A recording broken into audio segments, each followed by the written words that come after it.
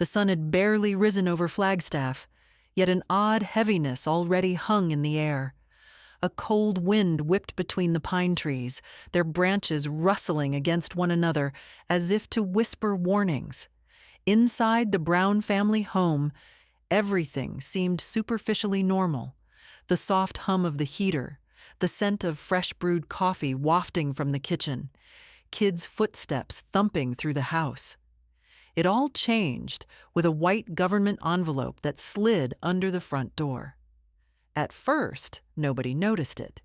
It lay there on the floor, untouched and unnoticed, almost as if it was just waiting for the right person to find it.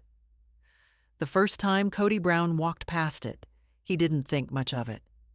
It wasn't the first time he'd received official mail, taxes, property papers, fan letters, production notices. All kinds of envelopes arrived regularly. But something about this one made him stop. Maybe it was the thick paper. Maybe the official seal stamped across the front. Or maybe it was the bold black letters that read, "State Court, Official Summons." Kody froze. His hand shook slightly as he stooped down and picked it up. He flipped it once, twice, staring at it, while a sudden wave of unease rolled through his stomach. He wasn't expecting anything from the state court. Not this month. Not this year. Not ever. For an instant, he thought it was some kind of mistake. Perhaps it had been left for a neighbor. Perhaps it was for someone else. Perhaps it wasn't serious. But deep inside, he knew better. Kody walked slowly into the living room, sat on the edge of the sofa, holding the envelope up to the light. His heartbeat grew louder, stronger, faster. The house felt unnaturally quiet, as if the world was holding its breath, waiting for him to tear it open. Taking a deep breath, he slid his finger under the seal and opened it. There were only 2 pages inside. But those 2 pages felt heavier than anything he had carried in years. Immediately, the first line hit him. "You are hereby commanded to appear in court regarding allegations of family-related misconduct, financial misrepresentation, and unreported activities." His breath caught. Financial misrepresentation? Family-related misconduct? Unreported activities? Kody blinked, reading the words over and over. It felt unreal. He had been through more emotional battles, public scrutiny, marital drama than he knew what to do with. But nothing like this. Nothing that sounded like a real legal threat. Then he saw something even more terrifying. The complainant, confidential. His jaw tightened. Confidential. His mind started racing at once. Whoever files something like this against him, in secret. A wife? An ex-wife? A child? A distant relative? A production crew member? A disgruntled neighbor? Or someone he didn't even know? Questions swirled in his head like a tornado. And then someone came into the room while he sat there, speechless. "Dad? Are you okay?" It was one of his older daughters. Kody hastily folded the paper and forced a smile. Yeah, just going through some old mail." But he could not conceal the fear in his eyes. Not from her. She stepped closer, narrowing her eyes. "You look worried." Kody suddenly stood up. No, nothing to worry about. But even he didn't sound convincing. The moment she was out of the room, he sat down again, the letter still clutched in his shaking hand. His chest felt tight, like the walls were slowly closing in. He had always been the strong one, the leader of the family, the one who made decisions, the one who kept everything together. But at that moment, he did feel like everything was falling apart. He went to his office and locked the door behind him. As soon as he was alone, he let the fear show on his face. He read the document again, slowly, carefully, trying to understand what exactly he was being accused of. There was a list, vague but alarming. Misappropriation of pooled family money, failure to disclose full financial statements, unreported assets, suspicion of personal gain at the expense of dependents. Kody leaned back in his chair, running a hand through his hair. He whispered to himself, This can't be happening. For years, he had managed a complicated family structure. Separate homes, shared expenses, children going off to college, financial tensions between wives, the pressure of maintaining a public image. He wasn't perfect. He had made mistakes. Maybe he had moved money around without explaining it clearly. Maybe he had made fast decisions without consulting everybody. But criminal allegations? No, that wasn't him. A sudden knock at the door startled him out of his reverie. Dad? Is something wrong? You've been in there for a long time. It was another child, younger, fragile, innocent. Kody stared momentarily before responding. I'm fine, sweetheart, just busy. But the kid didn't leave. Mom said you look upset. He swallowed. The wives had noticed too. He opened the door slightly and smiled softly. Tell Mom I'm okay. But the child didn't smile back. Instead, they looked at the letter in his hand. What's that? Kody quickly slipped it behind his back. Just adult paperwork. The child nodded slowly and then walked away. But the look of concern stayed in his eyes long after he had vanished down the hall. Kody closed the door again and leaned against it. His thoughts spiraled. This was filed by someone close to him, someone who knew how the family worked. He knew it couldn't be an outsider. A complaint of this nature could only be filed by a person deep inside the family circle. But who? Mary? No. They had distance, but she wasn't someone who'd file something legal. Janelle? She was strong, independent, but she wasn't vengeful. Christine? She had left him emotionally. But legally, unlikely. Robin? Impossible. She defended him more than anyone. The children? Could any of them do this? Would they? He shook his head. No, it couldn't be a kid. But still, the doubt crept in, silent and venomous. The clock on the wall ticked loudly. Tick, tick, tick. His stomach twisted. The letter informed him that he would have to make his appearance in court at 9 a.m. in 4 days. 4 days felt both too long and too short. Too long to wait in fear. Too short to prepare answers to questions he didn't even know were coming. The rest of the morning was spent reading the document, looking for clues. But nothing was given away on the pages.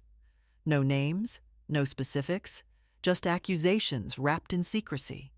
By noon, the tension inside the household had grown thicker. Hushed voices whispered from room to room, and doors opened and then closed softly.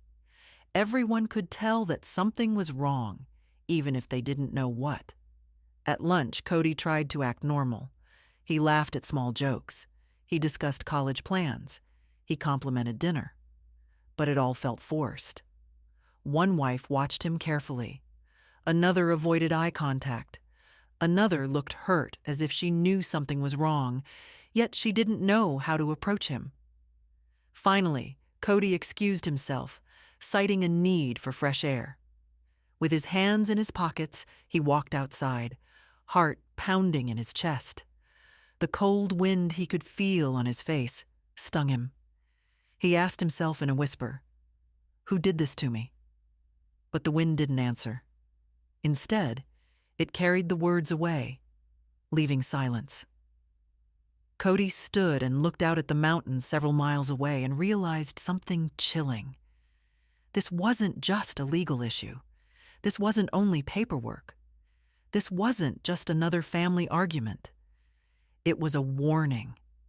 a signal that somewhere inside his life, his home, his family, someone had reached their breaking point.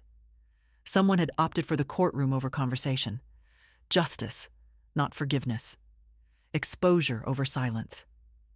And as Kody stood there, staring into the cold, unforgiving horizon, he felt a truth settle deep in his bones. His life would never be the same afterward, and the countdown had already begun. The courthouse in Flagstaff was like a silent giant, tall, cold, imposing, its stone walls holding decades of secrets. This morning, the sky above it seemed an ominous gray, as if nature, too, knew the tempest that was to brew within its confines. Slowly, Kody Brown stepped out of his car, his breath visible against the cold morning air. His heart pounded against his ribs with each step he took to the courthouse entrance. For a man who had spent years in front of cameras, he'd never felt this exposed. Not on the show, not during family conflicts, and not even during his public separations. This was different. This was real. As he walked up the steps, he could feel eyes on him. Whispering strangers, curious onlookers, and a few faces he thought he recognized from his neighborhood. Some looked sympathetic. Others looked eager to watch a public figure fall. In the lobby of the courthouse, a uniformed guard signaled him forward. "Sir, you need to put everything in the tray." Kody's hands shook as he took off his watch, wallet, and phone. The metallic sound of the tray echoed much louder than it really should have, and even the guard raised an eyebrow at him. "First time in court?" the guard asked, trying to be friendly. Kody forced an awkward smile. "First time like this." He went through the scanner, collected his belongings, and followed the signs to Courtroom 4B. His footsteps seemed to grow louder with each passing second. As he entered the courtroom, it fell silent. It was not full, but neither was it empty. A few reporters were sitting in the back, waiting for action. A couple of legal observers are scribbling on notepads. Sprinkled throughout the room, a number of people looked as if their livelihood depended on his case. Some familiar faces, others not. But one thing immediately caught Kody's eye. A figure sat in the far corner, hood over their head, hidden face, a still body, the confidential complainant. His throat constricted. He sat at the defendant's table, and immediately his attorney, a thin, serious-looking man named Mr. Landon, leaned towards him. "Remember," he whispered, "say nothing unless the judge addresses you. Stay calm. We don't know who the complainant is yet. But whatever happens, you let me handle the speaking." Kody nodded silently, but inside, panic clawed its way up his chest. The judge enters. The bailiff called loudly, "All rise." Everyone rose as Judge Mary Whitmore came in, a woman in her late 50s with a reputation for being firm, fair, and fearless. She sat down and positioned her glasses on the desk, then scanned the room with calm authority. "You may all sit." As people sat, the air grew thick, almost suffocating. The judge opened. "This is the case of the state versus Kody Brown, concerning allegations of financial misrepresentation, misuse of shared funds, and lack of transparency in family-related finances." She stopped. "Considering the sensitivity, unless otherwise decided, the identity of the complainant shall be kept confidential." Kody breathed slowly, his eyes fixed on his shaking hands. Said the judge, "We shall first hear the opening statement of the prosecution." Standing, he was a tall man in a dark blue suit. His name was Mr. Dawson, an experienced prosecutor with the reputation of tearing apart defendants with quiet precision. He began to walk slowly toward the center of the courtroom. "Ladies and gentlemen," the prosecutor began, "this is not just a case of money. This is a case of trust. A case of emotional damage caused by secrecy. A case stemming from the collapse of a family structure. He turned towards Kody, not aggressively, but with cold intensity. Mr. Brown has lived a complicated life, and with complicated lives come complicated finances. But complexity does not excuse dishonesty. Complexity does not excuse hiding assets. Complexity does not excuse using family funds in ways that benefited him alone. Kody's jaw tightened. He wanted to answer, but he held himself back from saying anything. The prosecutor went on to say, "We are going to show documents, financial transfers, secret accounts, missing disclosures, and testimony that shows a pattern of decisions that hurt the people who trusted him." As he finished speaking, the whisper spread through the courtroom. Kody's stomach twisted.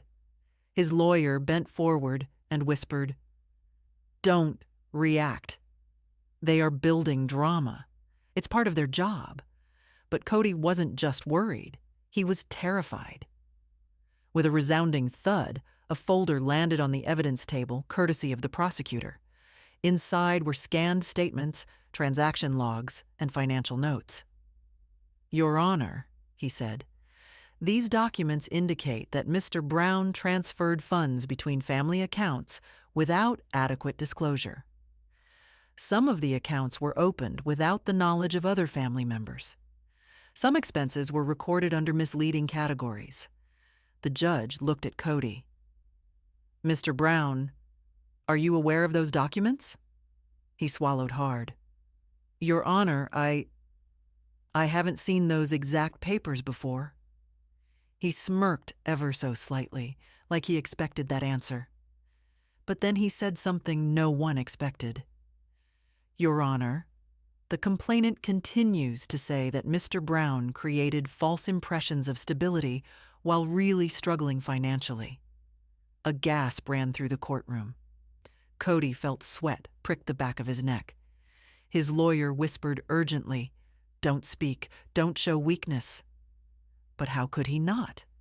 His whole life was on display for complete strangers. Kody couldn't refrain from glancing toward the hooded figure sitting still, silent, but definitely present. He wondered, was it somebody he loved? Somebody he trusted? Somebody he never expected? The longer he looked, the more questions were burning in his head. The judge finally looked toward the figure as well. "Complainant, you may remain anonymous for now, but you will be asked to speak when the time comes." The hooded figure hadn't budged, not at all. That silence felt like a knife. The judge nodded towards Kody's lawyer.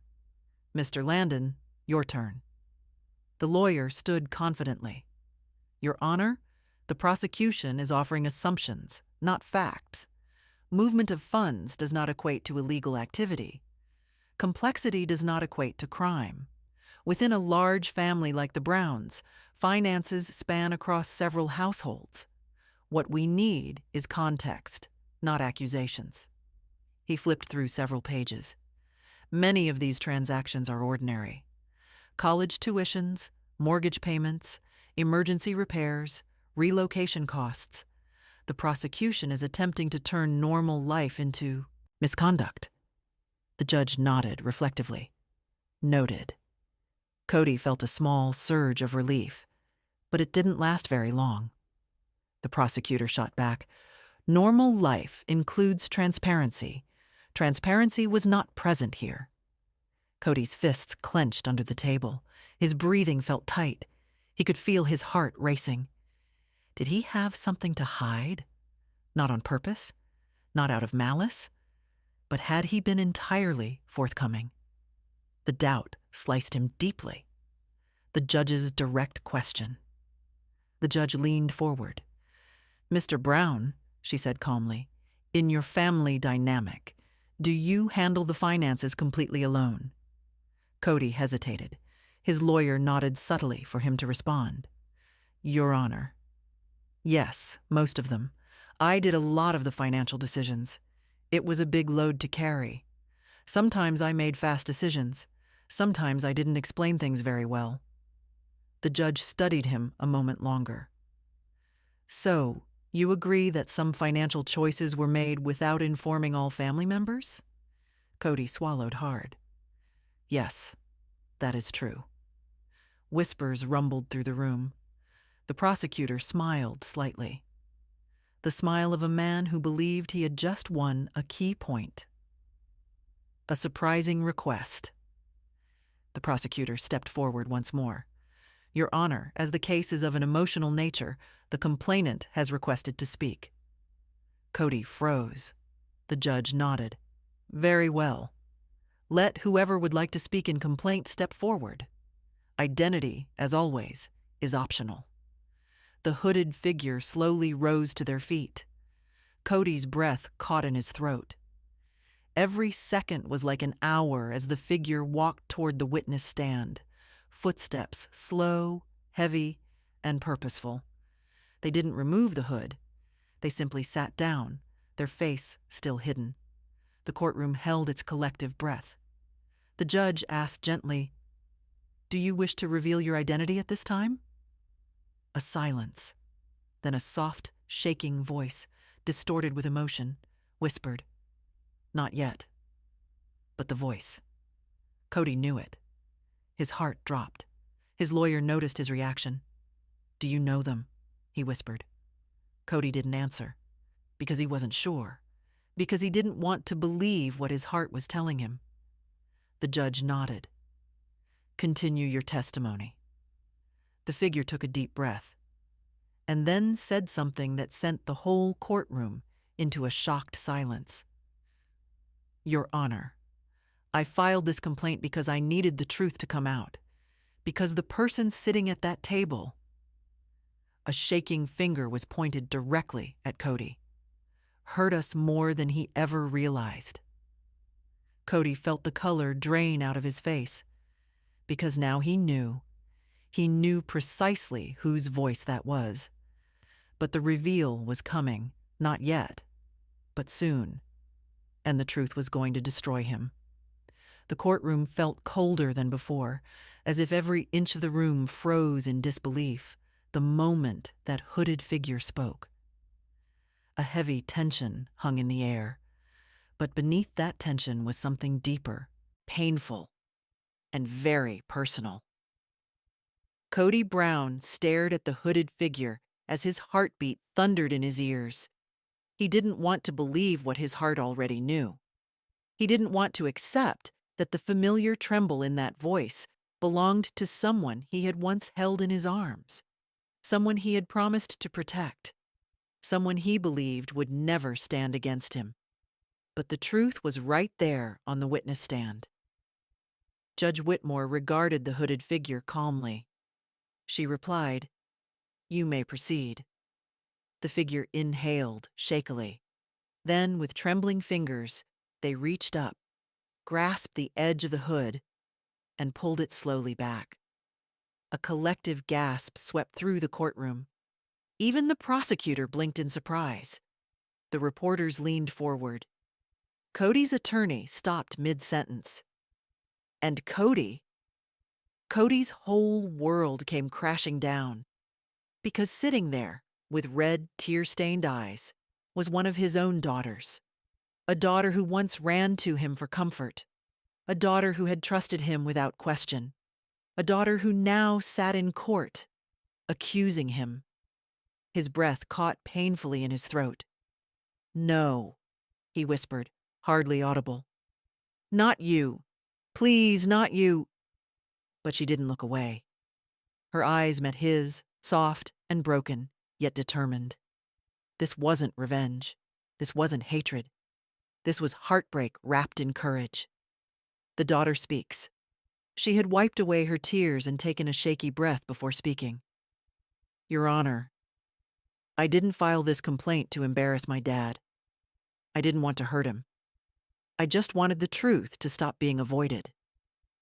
While her voice was trembling, with every word spoken, her strength grew. For years, I watched things fall apart. Our family was breaking. My moms were suffering. We were moving, separating, arguing. Every day was another emotional war. And every time we asked Dad why things were happening, he would say, "Don't worry about it. I have everything under control." She paused, swallowing hard. But he didn't. He wasn't in control. He kept things hidden, things we should have known, things that impacted our lives. Kody's eyes welled up with tears. He had expected anger. He had expected accusations. He was not expecting such blunt candor. She continued. There were nights when Mom cried because she didn't understand the finances. There were months when the house bills were unclear. There were decisions that changed everything, and we didn't even know why they were happening. Her voice cracked. We were confused. We were scared. And Dad kept saying things were fine. But they weren't fine. They were falling apart. She took a deep, trembling breath. He kept saying he was protecting us. But what he was actually protecting was the image of a perfect family. Each word was felt by Kody like a knife in his chest. He could not keep quiet anymore. He stood up slowly, disregarding his lawyer's urgent whisper. "Sit down. Don't speak yet." But it was too late. Kody's voice shook as he spoke. "You think I didn't care? You think I wanted to hurt any of you? Everything I did, every decision, was because I was trying to hold this family together." His daughter winced, and the judge raised a hand. "Mr. Brown, you will wait your turn to speak." Kody hung his head, and tears blurred his vision. He sat down again, with trembling all over his body. His daughter's lips quivered as she went on. "Dad, I know you cared. I know you loved us. But loving your family and being honest with your family are not the same thing." Her words hit the room like thunder. I had never planned to file this complaint. I kept quiet for a long time. But the breaking point came when I found bank statements. Statements that showed accounts none of us knew about. The courtroom was abuzz with shock. Accounts Dad told us didn't exist. A gasp spread through the observers. And when I confronted him, he got angry. He said I was being dramatic. He said I didn't understand how complicated everything was. Her voice steadied further. But if something is too complicated to understand, then maybe it's because someone is trying to hide something. Kody shut his eyes tightly, a pained expression contorting his features. His daughter continued. "I didn't go straight to court. I went to my siblings. Some agreed with me, some didn't. I went to Mom. She said she didn't want to get involved." Fresh tears welled up in her eyes. She told me that, after all these years, she didn't want any more fighting. She looked at the judge. That was the moment I knew if I kept waiting for someone else to speak up, nothing would ever change. The truth would stay buried forever. The judge nodded thoughtfully. "Why bring the matter to court instead of handling it within the family?" Her response shook the room. "Because every time we tried to talk about problems inside the family, Dad shut down. He called it disrespect. He said we were questioning his authority. He said we didn't trust him." She wiped her tears with the back of her sleeve. But trust isn't blind. Trust is something that's earned, and for a long time. We stopped earning it with each other. Kody stared at her, his entire body trembling. He wanted to run to her, hug her, tell her he didn't mean to hurt her, tell her he was drowning in pressure, tell her he was trying to survive. But he couldn't say anything. Not now. Not while the world was watching. Not while his daughter was finally letting out years of bottled-up pain. He felt like a man who had lost all control, not because of a legal battle, but because his child no longer saw him as the hero he believed he was. The daughter looked at her father, and what she said next hit him harder than any accusation. "Dad, I didn't do this because I hate you. I did this because I love you, because I wanted someone to force all of us, including you, to stop pretending everything was okay." Her voice cracked one last time. "I filed this complaint because I wanted our family to heal, but healing starts with truth, and truth starts with accountability." The courtroom went silent. Not a whisper, not a shift, not a whisper. Kody's tears finally fell freely. He covered his face with his hands, shoulders shaking. His daughter looked down, wiping her own tears, then whispered one last sentence. "I didn't come here to destroy you, Dad. I came here to save what's left of us." Judge Whitmore's expression softened. "This court realizes the emotional weight of this testimony," she said softly. "This is not just a legal battle. This is a family in crisis." She turned toward Kody. "Mr. Brown, you will have an opportunity to speak, but know one thing. Your daughter has acted with great courage in addressing issues that needed tackling for a long time." The judge spoke in a soft voice that echoed, "Sometimes the people who confront us are not our enemies. They are the ones who love us enough to demand change." Tears streamed down Kody's face, because deep inside, he knew she was right. His daughter was not trying to punish him. She was trying to save him, save the family, save the truth. And the courtroom was only the beginning. The courtroom felt heavier than it had ever felt before.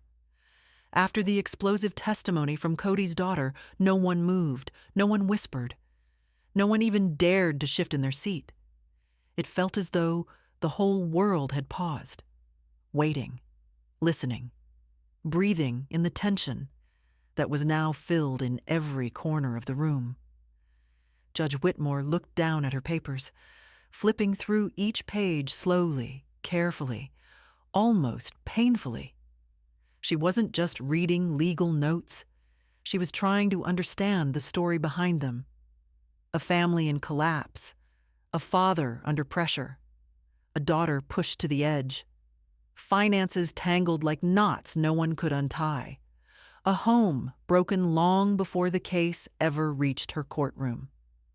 Kody sat frozen at the defendant's table, his hands clasped together so tightly his knuckles were white.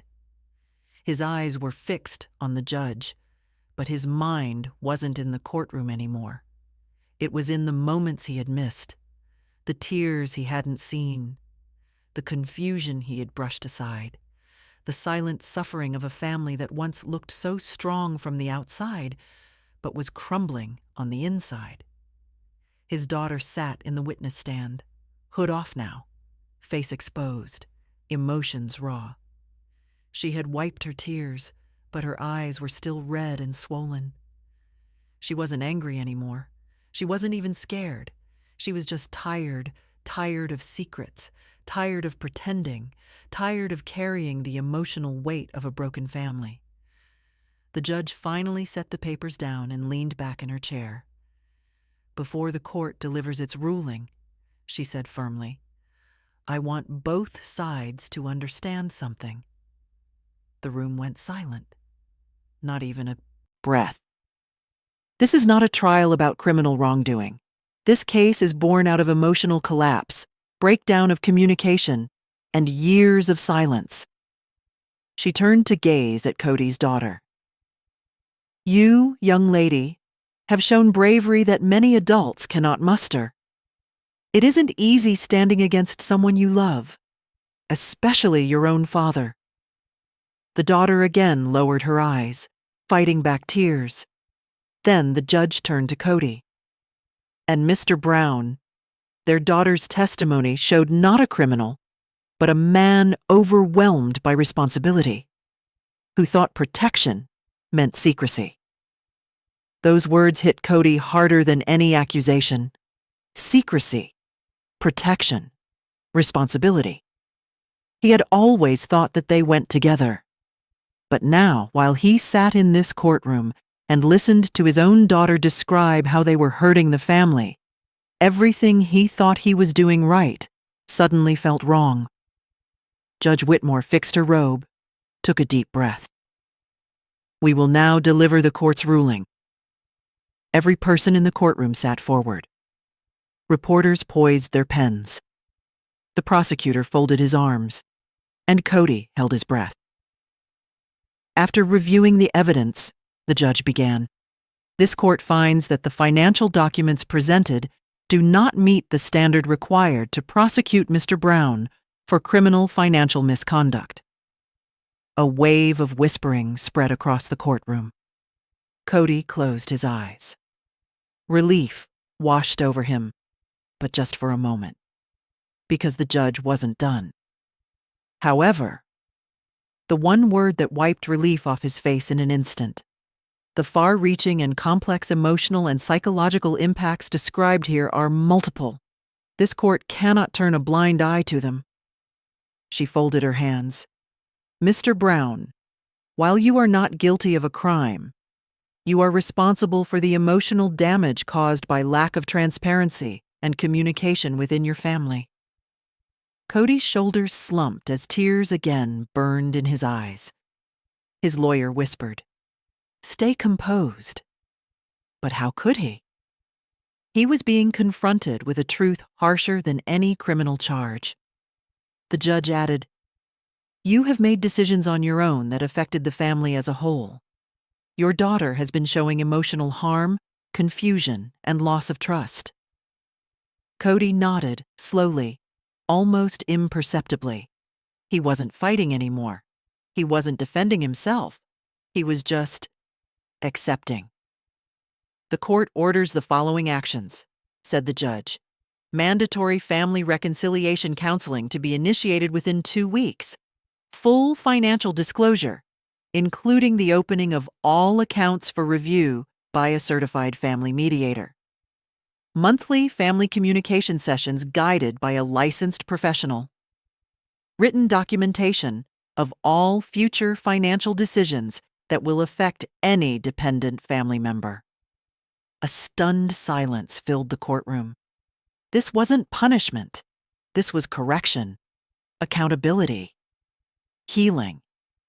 The judge looked him straight in, the eye once more. "Mr. Brown, the law cannot fix a broken family. Only truth, communication, and willingness to change can do that." Kody's throat tightened. He nodded again, wiping away tears that had begun to fall freely. "Yes, Your Honor," he whispered. "I will do whatever it takes." When the judge dismissed the court, no one stood up at once. People were absorbing the emotional shock. Kody rose slowly, almost shakily, to his feet. His attorney sighed and patted his shoulder. "It could have been far worse," he said quietly. But Kody didn't feel like he'd been spared. He felt like he'd been exposed. The prosecutor stepped forward and nodded respectfully. "This was never personal," he said softly. "I hope your family can heal." Kody nodded again, unable to speak. Then he turned. His daughter stood beside the witness stand, hugging herself.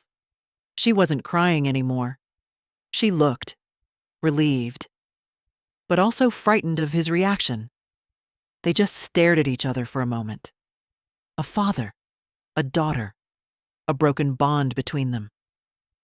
Finally, Kody took a step closer to her. Then another. Then another. He stopped just a foot away from her, close enough to see her trembling chin, but far enough not to overwhelm her. "I'm sorry," he whispered, his voice cracking, the emotional walls falling apart. "I'm so sorry."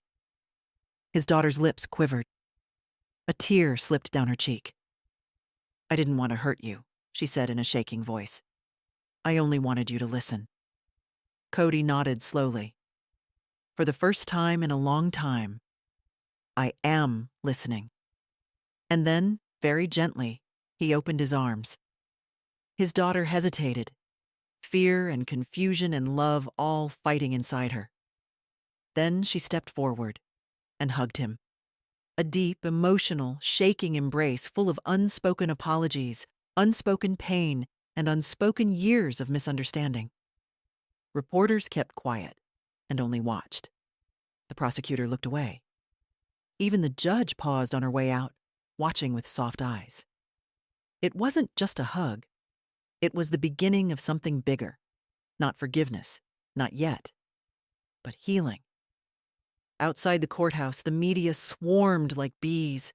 Cameras flashed, microphones pushed forward, voices shouted questions. Kody, how do you feel? Is the family breaking apart? Was the testimony true? Is your daughter safe at home? Will the Brown family recover? Yet, Kody ignored them. Because beside him, his daughter gently reached for his hand. It wasn't a strong grip. It wasn't full trust. But it was a beginning. And he held her hand like it was the last piece of his life he could still protect. A cold wind cut across the parking lot as they walked toward the car. Not as a perfect family, not as a fixed one, but as two people taking the first step toward repairing years of damage. Maybe the world still saw the drama. The tabloids would probably twist it somehow. Maybe millions would judge them again. But for the very first time in years, he didn't care. Because next to him walked the one person who mattered most at that moment. The daughter who had broken the silence, shattered the walls, and rescued the truth. The cameras continued to flash, but all they captured that day was a family beginning to heal.